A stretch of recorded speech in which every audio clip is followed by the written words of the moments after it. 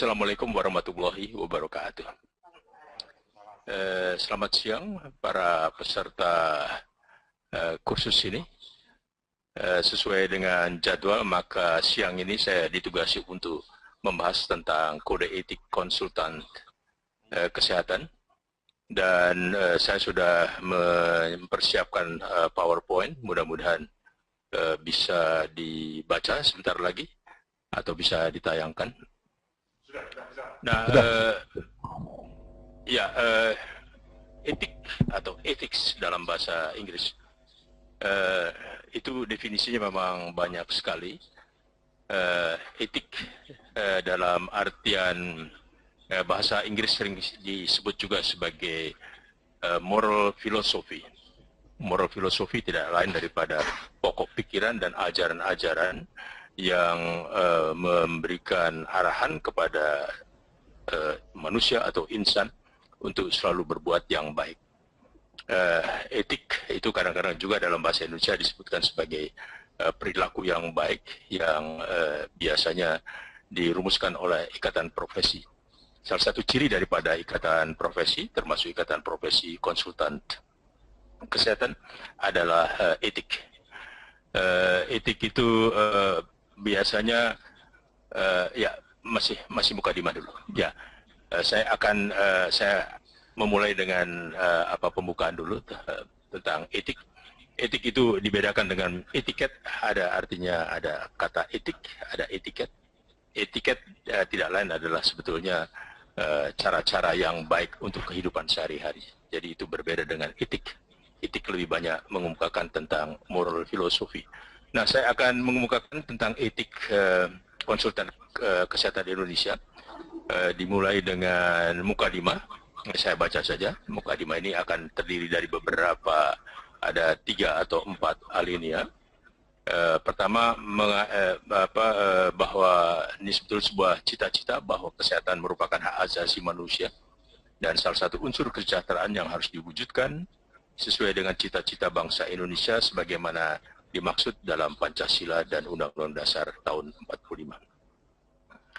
Kemudian ini sebuah deklarasi bahwa setiap kegiatan dalam upaya untuk memelihara dan meningkatkan derajat kesehatan, kita fokus pada derajat kesehatan masyarakat yang setinggi-tingginya dilaksanakan berdasar prinsip non-diskriminatif. Ini adalah prinsip-prinsip di dalam meningkatkan derajat kesehatan, non-diskriminatif, partisipatif, dan berkelanjutan dalam rangka pembentukan sumber daya manusia Indonesia serta peningkatan ketahanan dan daya saing bangsa bagi pembangunan nasional. Ya, terus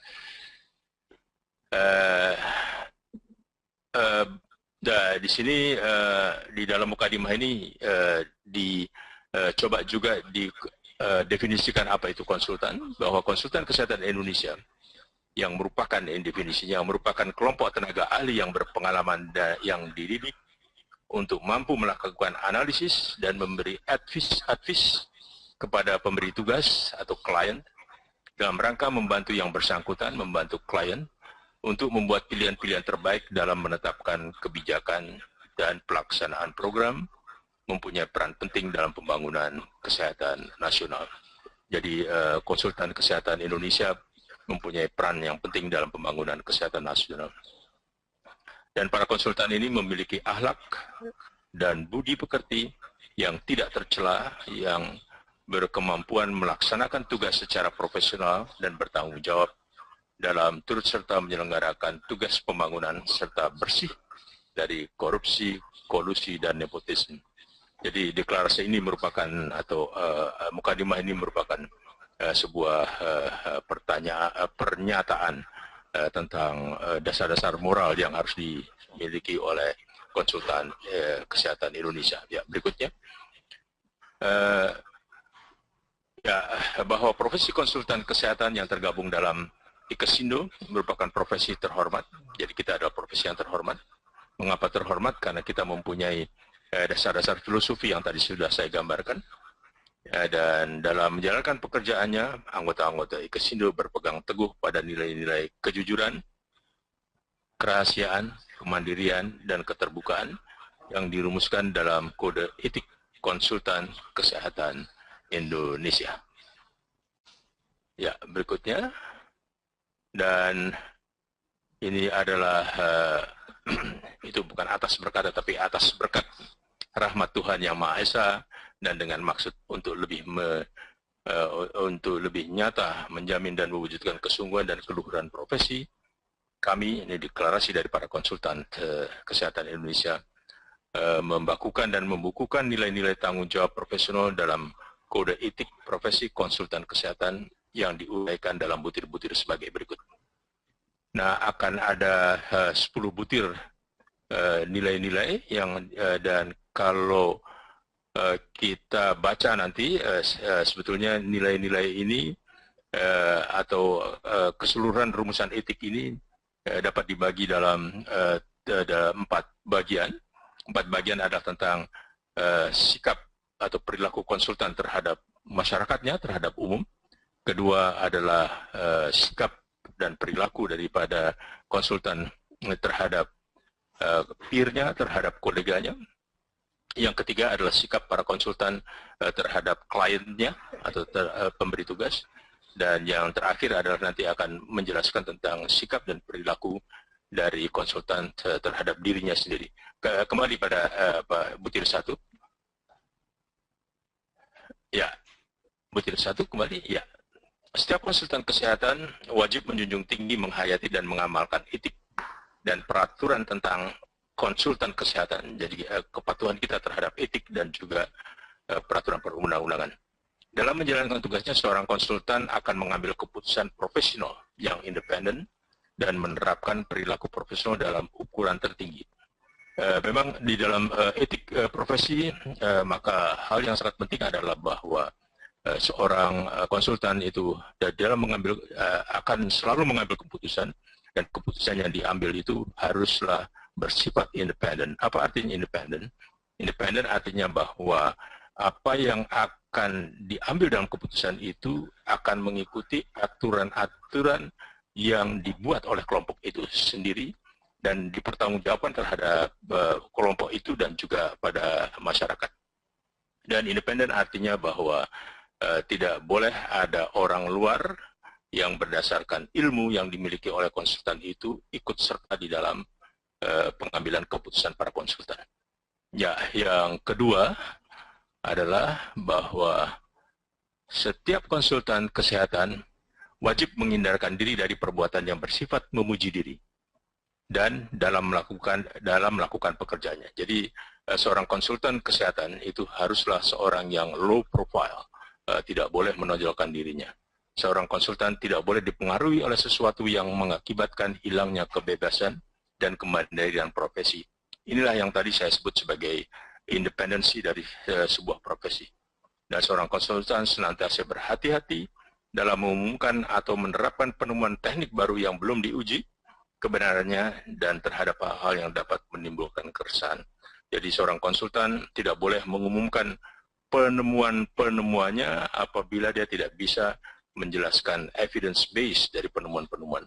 Dan penemuan-penemuan atau evidence base yang diajukan itu memang harus diuji kebenarannya di antara para peer-nya. Jadi saudara-saudara sebagai konsultan tidak boleh tergesa-gesa menyatakan bahwa saya mendapatkan penemuan baru sebelum penemuan itu berdasarkan evidence base dapat dibuktikan. Nah, ketiga, seorang konsultan kesehatan dalam menjalankan tugas pekerjaannya wajib memberikan pelayanan secara kompeten. Secara kompeten artinya secara ilmu yang diperolehnya, secara menerapkan atau mempraktekkan ilmu sebagaimana diajarkan, yang juga didasari oleh etik yang sekarang sedang bicarakan. Kompeten dengan kebebasan teknis dan moral, disertai tanggung jawab dan penghormatan atas martabat manusia. Jadi apa yang kita kerjakan, kita harus menghormati martabat manusia, manusia yang mempunyai hak-hak dasarnya, serta hanya memberikan surat keterangan dan pendapat setelah memeriksa sendiri kebenarannya. Jadi seorang konsultan hanya bisa memberikan surat keterangan sesudah memeriksa sesuatu yang memang diperlukan. Seorang konsultan tidak dapat memberikan surat keterangan tanpa memeriksa kebenarannya apa yang ditugaskan kepada konsultan tersebut. Jadi betul-betul harus ada bukti-buktinya ada realitanya, baru bisa membuat surat keterangan. Berikutnya adalah bahwa seorang konsultan kesehatan wajib bersikap jujur dalam berhubungan dengan sejawatnya, dan ini adalah sikap terhadap sejawatnya, dan berupaya untuk mengingatkan sejawatnya yang pada saat menjalankan tugas diketahui memiliki kekurangan dalam karakter, kompetensi, dan melakukan perbuatan. Jadi seorang konsultan yang baik apabila melihat peer-nya, apabila melihat koleganya, melihat sejawatnya ternyata kompetensinya kurang atau tidak baik, maka dia wajib menegurnya. Ya, dia mempunyai kewajiban menegurnya. Kalau tidak menegur atau tidak memberi tahu bahwa kita sebetulnya melanggar etik. Jadi seorang konsultan yang baik kalau melihat kekurangan-kekurangan pada temannya, maka dia harus memberitahukan. Kalau tidak, itu akan merugikan klien kita. Seorang konsultan kesehatan wajib menghormati serta wajib menjaga dan melindungi pemberi tugas, tenaga mitra lain, dan masyarakatnya. Jadi kita wajib melindungi baik secara fisik maupun psikologis tentang apa-apa yang kita ketahui, dan bahkan nanti akan disebutkan bahwa kita atau konsultan wajib menyimpan kerahasiaan. Ya, berikutnya. Nah, dalam melakukan tugasnya seorang konsultan kesehatan memperhatikan keseluruhan aspek pelayanan kesehatan dengan mengutamakan upaya promotif dan preventif. Jadi kegiatan-kegiatan kita pada masa-masa yang akan datang sebagai konsultan itu akan mengutamakan atau memberi prioritas pada upaya-upaya promotif dan preventif yang kita kembangkan secara seimbang dengan upaya-upaya kuratif dan rehabilitatif serta unsur-unsur manajemen lainnya. Jadi tugas daripada konsultan kesehatan selain membahas hal-hal yang berkaitan dengan promotif, preventif, kuratif, dan rehabilitatif, dia juga akan menggeluti hal-hal yang berkaitan dengan manajemen kesehatan. Dan seorang konsultan juga harus berusaha menjadi pendidik dan mitra yang baik terhadap pemberi tugas. Jadi pemberi tugas, konsultan bukan sekedar menjalankan apa yang dimaui oleh petugas, tapi dia juga harus bisa memberi pendidikan kepada pemberi tugas, tentu dalam batas-batas yang ada kaitannya dengan konsultansi kita. Dan kita juga wajib saling menghormati dalam bekerja sama dengan para pejabat lintas sektoral di bidang kesehatan, di bidang lainnya, serta masyarakat. Jadi saling menghormati terhadap para pejabat dan juga klien kita serta anggota masyarakat itu menjadi hal yang sangat penting.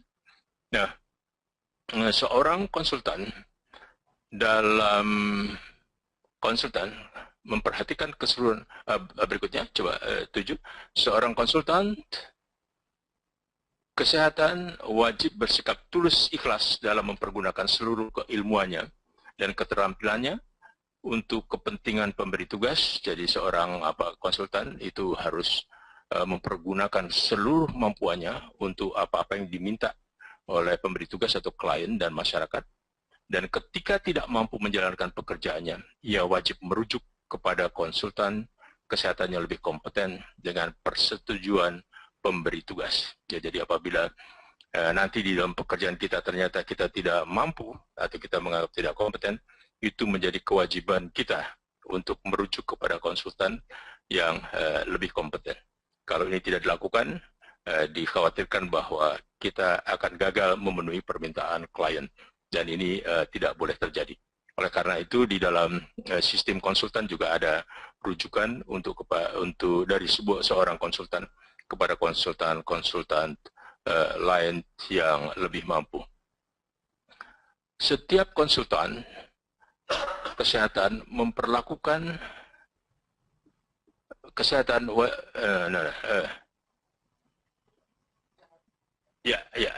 saya miss satu.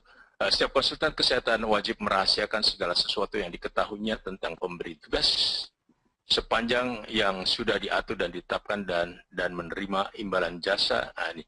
Jadi seorang konsultan harus itu mempunyai kewajiban menyimpan segala sesuatu yang diketahui tentang konsultan. Sampai berapa lama itu diatur di dalam ikatan profesi sendiri. Kalau kita di dalam kedokteran misalnya, itu di dalam Sumpah Hippokrates dokter itu dikatakan bahwa saya akan merahasiakan segala sesuatu yang saya ketahui tentang pasien sampai saya meninggal. Artinya rahasia pasien itu atau rahasia klien saya bawa sampai saya meninggal. Berarti bahwa saya betul-betul merahasiakan apa yang saya ketahui. Menyimpan kerahasiaan itu adalah sangat penting karena ini menyangkut dengan hak asasi manusia dan juga penghormatan terhadap martabat manusia itu sendiri. Nah, di dalam alinea 8 ini disebutkan juga bahwa seorang konsultan menerima imbalan jasa yang layak dan dapat dipertanggungjawabkan secara profesional. Jadi kita tidak boleh menerapkan misalnya fee yang terlalu tinggi, tetapi dia yang betul-betul sesuai dan dapat dipertanggungjawabkan secara profesional dan bahkan juga secara hukum. Tapi juga saudara-saudara sebagai konsultan tidak boleh membanting harga yang bisa menurunkan martabat profesi itu sendiri. Bisa juga merugikan teman saudara sendiri. Oleh karena itu fee di dalam konsultasi biasanya diatur secara bersama-sama oleh ikatan profesi. Itulah hal-hal yang berkaitan dengan fee ataupun tarif yang bisa dipertanggungjawabkan secara profesional. Nah, setiap konsultan kesehatan, ini adalah sikap kita terhadap teman sejawat kita. Setiap konsultan kesehatan memperlakukan teman sejawatnya sebagaimana ia sendiri ingin diperlakukan. Ya, jadi kita bersikap kepada sejawat kita sebagaimana kita ingin orang lain juga berbuat atau bersikap baik terhadap kita. Dan seorang konsultan tidak boleh mengambil alih pekerjaan dari teman sejawatnya kecuali dengan persetujuan keduanya. Jadi kita tidak boleh membajak pekerjaan konsultan lain kecuali dengan persetujuannya. Ini sangat penting terutama di dalam konsultasi yang banyak sifatnya berkaitan dengan bisnis. Sehingga persaingan-persaingan dapat timbul dan di dalam pekerjaan konsultan kita harapkan tidak terjadi pengambil alihan hal-hal yang tidak seharusnya terjadi. Dan kalau terjadi pengalihan pekerjaan maka dia harus dengan persetujuan dari kolega kita. Nah, yang terakhir daripada kode etik ini adalah tentang sikap konsultan terhadap dirinya. Setiap konsultan kesehatan wajib selalu memelihara gaya hidup sehat, healthy lifestyle.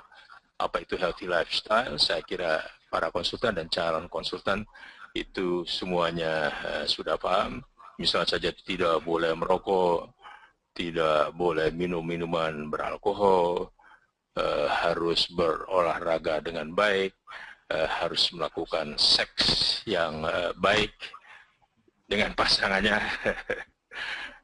Dan juga yang sangat penting adalah bahwa seorang konsultan harus mengikuti perkembangan ilmu dan teknologi supaya dapat bekerja dengan baik.